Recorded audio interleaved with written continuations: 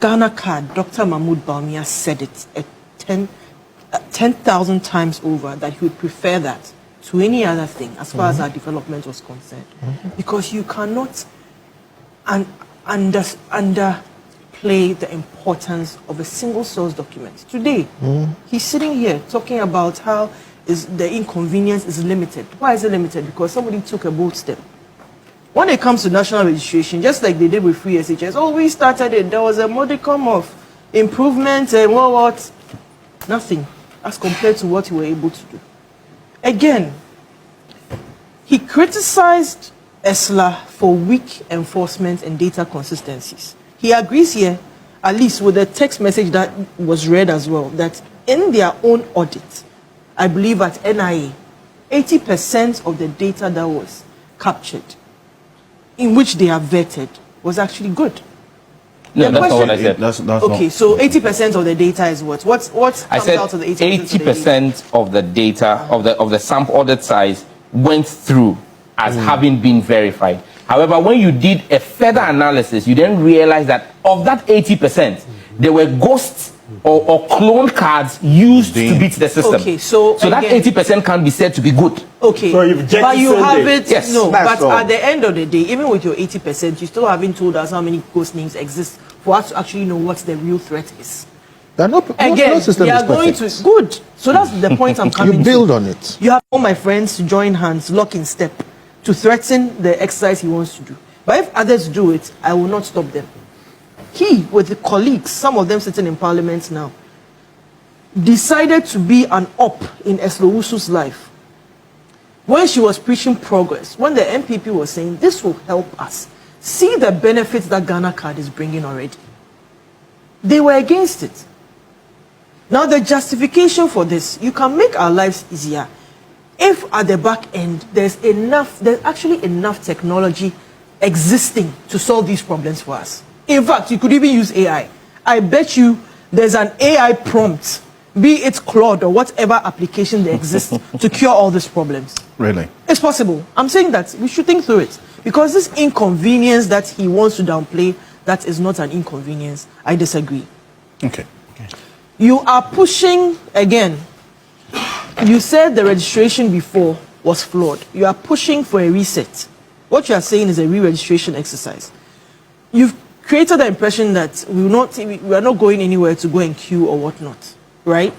That we are not going to physically show up anywhere to do it. We are just going to take our phones and process. Please.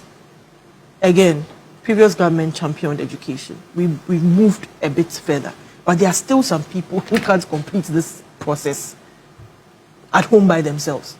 There are whole families who will not be able to process this.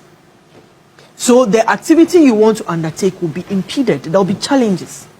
It is not too necessary as far as I'm concerned. Whatever shortfalls you believe exists now, you can do it without a registration exercise. Even newborns are getting captured at birth, or babies. So this re-registration exercise, what are we going to do? With a 4-month-old baby, with a 1-year-old toddler.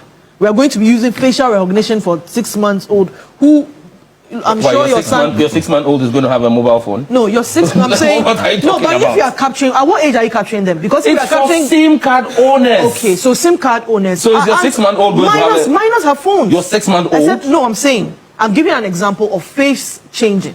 Okay, you can hop on that to make your point. No, but the point is, if you register the SIM, at what age are you not going to come back again and register subsequently. Everybody, you said you are going to have a database of facial recognition for everybody. Akosua, is it to do with the SIM?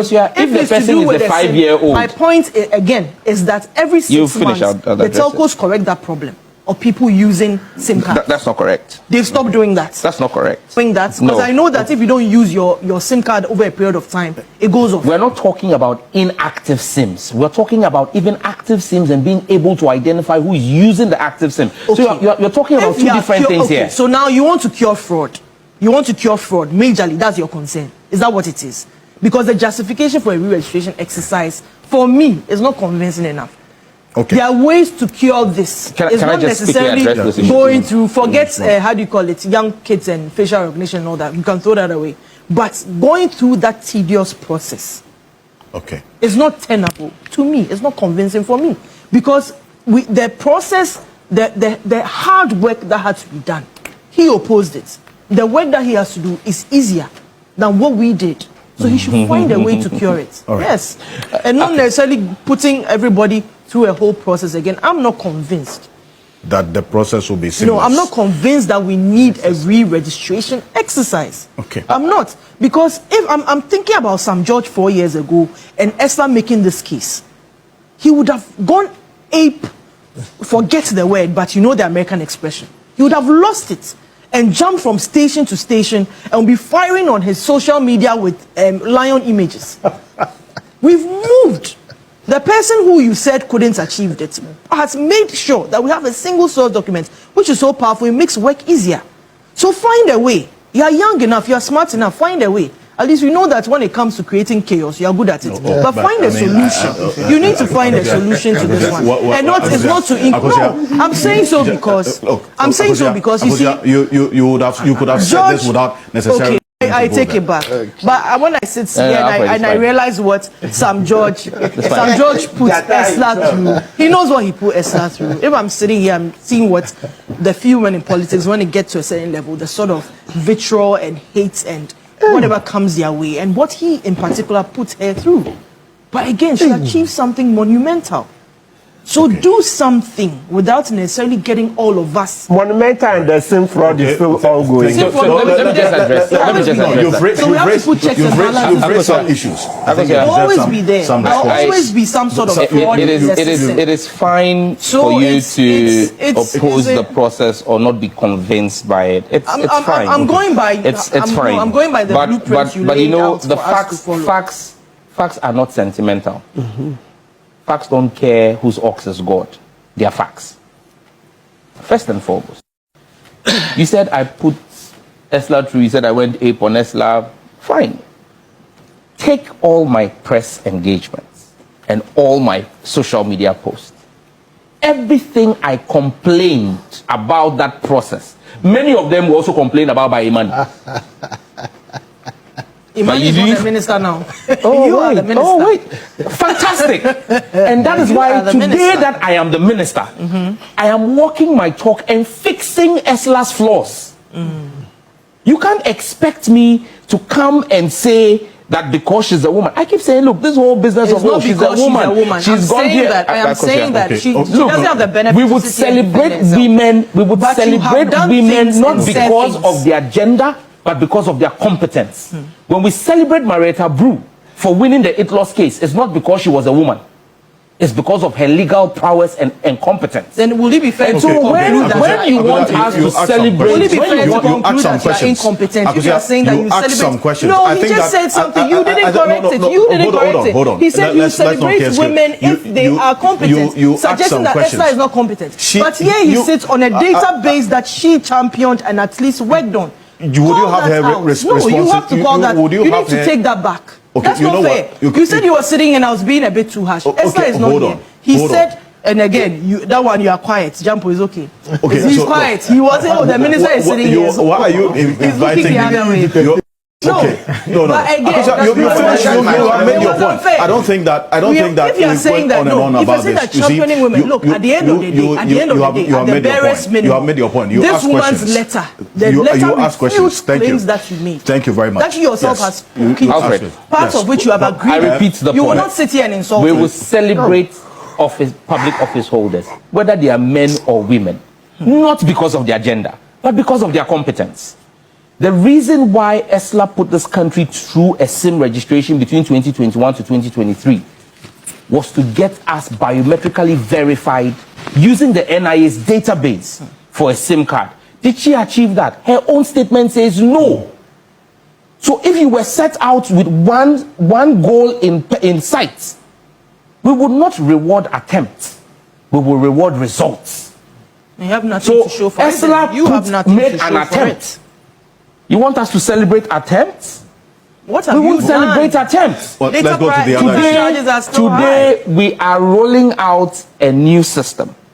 The result of our system will determine if tomorrow Sam George will get applause for his results or whether I will also be castigated for my attempt.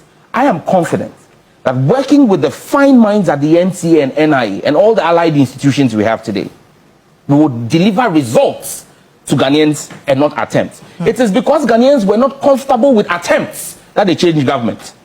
And so this government will not do an attempt.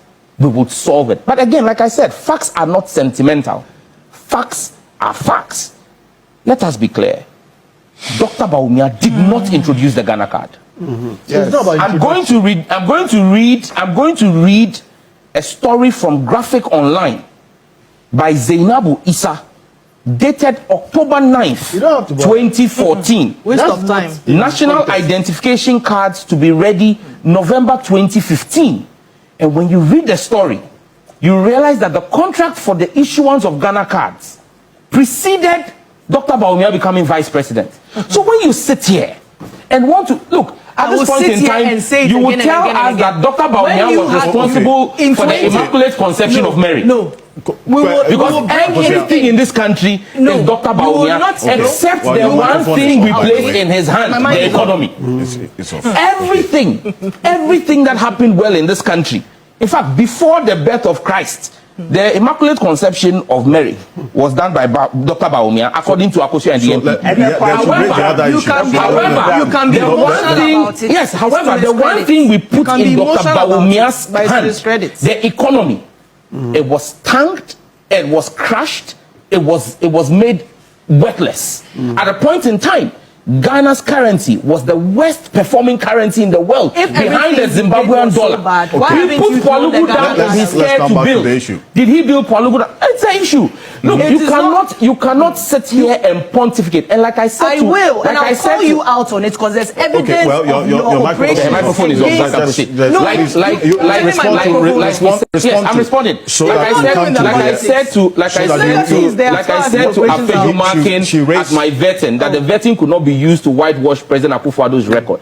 No amount of white paint, be it Savannah or Coral, would change our recollection of Dr. Bawumia's failure when we put one thing in his care, the economy. The Ghana card was not Dr. Bawumia's creation. And look, let me just say, as minister, I am